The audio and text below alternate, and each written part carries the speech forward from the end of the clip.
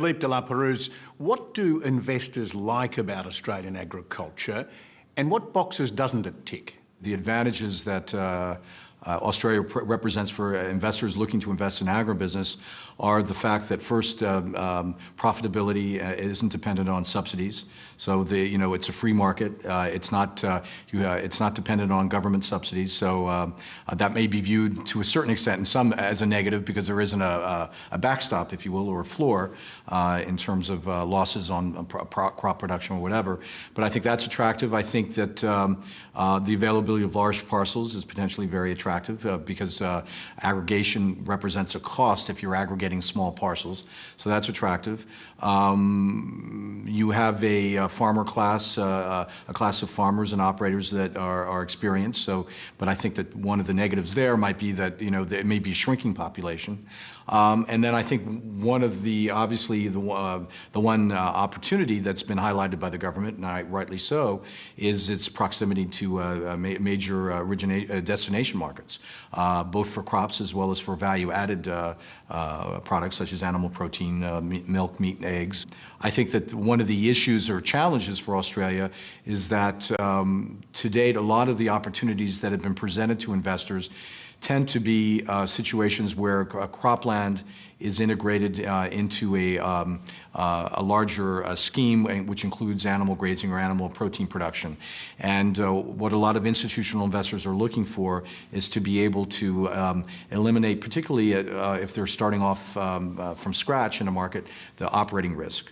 And so I think that if there were more opportunities for investors to invest in land where they know that their return is to come from cash returns, annual returns on the land, cash returns based on leases or the production off the land, as well as long-term appreciation of the value of the land, that would start priming the pump, if you would, and bringing in capital.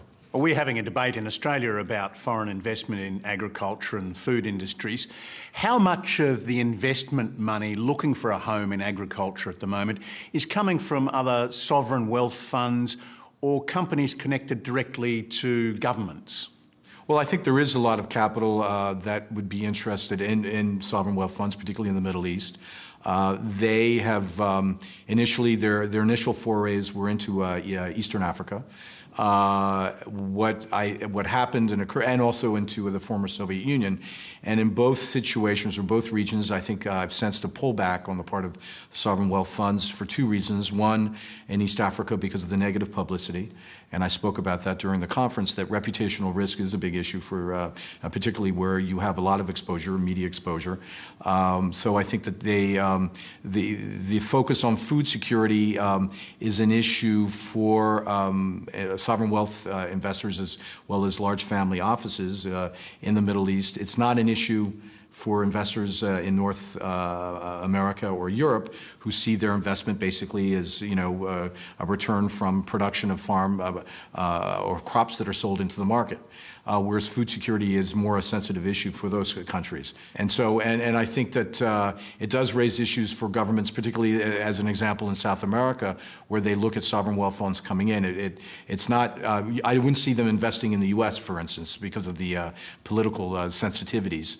But it is an issue for South America. One reason why Brazil reinterpreted its existing law on large-scale investment had to do with their concerns that there would be large transactions that would have been announced. And I think the Brazilians were quite astute in getting ahead of the curve and preempting that situation before it occurred and became a political problem. Are we at a turning point in agricultural investment where there are going to be fewer single owner operators or family farm businesses? You're talking about crop production sector. I do think that because you have the demographics. Because you have a shrinking population of operators who understand how to operate efficiently.